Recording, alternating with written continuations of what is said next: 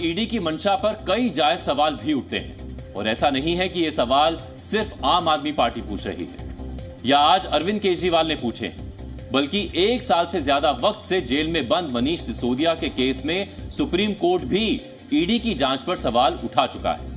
क्योंकि अभी तक जिस तरह की दलीलें ईडी ने दी हैं, उससे तो एक ही बात समझ में आती है कि कथित घोटाले का पूरा केस उन सरकारी गवाहों के बयानों पर टिका है जो इस केस में खुद आरोपी थे और गिरफ्तार भी हो चुके थे। क्योंकि केजरीवाल ही नहीं, मनीष सिसोदिया की गिरफ्तारी के 1 साल बाद भी ईडी उन पर कोई आरोप साबित नहीं कर पाई है, जिसके लिए सुप्रीम कोर्ट भी ईडी को फटकार लगा चुका है।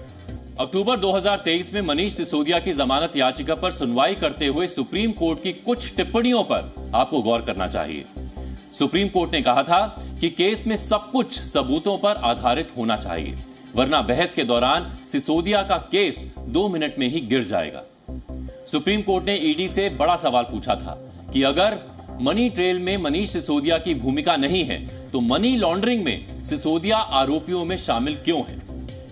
सुप्रीम कोर्ट ने कहा था कि सीबीआई चार्जशीट में आप कहते हैं कि 100 करोड़ दिए गए, ईडी ने इसे 33 करोड़ रुपए बताया है। ये रुपए कहां और किस तरीके से दिए गए, ये चेन साबित करनी होगी। सुप्रीम कोर्ट ने ईडी से यह भी पूछा था कि सरकारी गवाह के बयान पर कैसे भरोसा करेंगे। क्या ईडी ने सिसोदिया पर घूस की चर्चा देखी थी? क्या ये कहीं सुनी बात तो नहीं है?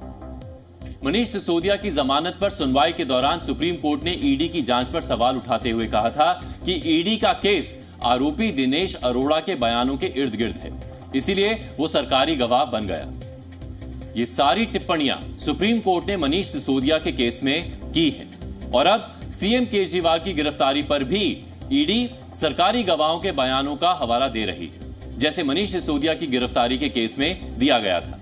ईडी अब भी मनी ट्रेल साबित करने के सबूत होने का सिर्फ दावा कर रही है, कोई सबूत अदालत में पेश नहीं कर पाई है। ऐसे में सवाल ईडी की जांच पर भी उठ रहे हैं और पूछा जा रहा है कि यह घोटाले की जांच चल रही है या जांच में ही कोई घोटाला चल रहा है। अब सीएम केजरीवाल की गिरफ्तारी के विश्लेषण के अगले पार्ट की शुरुआत करते हैं, जिसका टॉपिक है क्या केजरीवाल जेल से सरकार चलाएंगे या दिल्ली में उपराज्यपाल राष्ट्रपति शासन लगाएंगे। क्योंकि शराब घोटाले में गिरफ्तार दिल्ली के मुख्यमंत्री अरविंद केजरीवाल क्या पद पर बने रहकर जेल से सरकार चला सकते हैं। आज इस पर हाई कोर्ट में सुनवाई हुई और कोर्ट ने साफ कर दिया कि केजरीवाल के जेल से सरकार चलाने में कोई कानूनी अड़चन नहीं है। सुनवाई के बाद कोर्ट ने याचिका को ही खारिज कर दिया। केजरीवाल को पद से हटाने के संबंध में याचिका खुद को किसान और सामाजिक कार्यकर्ता बताने वाले सुरजीत सिंह यादव ने दायर की थी। सुनवाई के दौरान कोर्ट ने कई अहम बातें कही। कोर्ट ने कहा कि ऐसी कौन सी बाध्यता है जिसके तहत हिरासत में आने के बाद केजरीवाल का मुख्यमंत्री पद से इस्तीफा देना जरूरी है। संविधान में ऐसा कौन सा प्रावधान है जिसके तहत सीएम केजरीवाल का इस्तीफा देना जरूरी है, वो प्रावधान दिखाएं। कोर्ट ने कहा कि हिरासत में रहकर सरकार चलाने में व्यवहारिक दिक्कत हो सकती है, लेकिन कोर्ट को आदेश पास करने की जरूरत नहीं है। अगर दिल्ली में संवैधानिक संकट होगा तो हालात के मुताबिक उपराज्यपाल या राष्ट्रपति फैसला लेंगे। कोर्ट अपनी तरफ से दिल्ली में राष्ट्रपति शासन नहीं लगा सकता, ना ही कोई हाई कोर्ट ऐसा कर सकता है। कोर्ट ने सख्त लहजे में कहा कि कोर्ट के मंच का इस्तेमाल राजनीतिक बहस के लिए नहीं हो सकता है।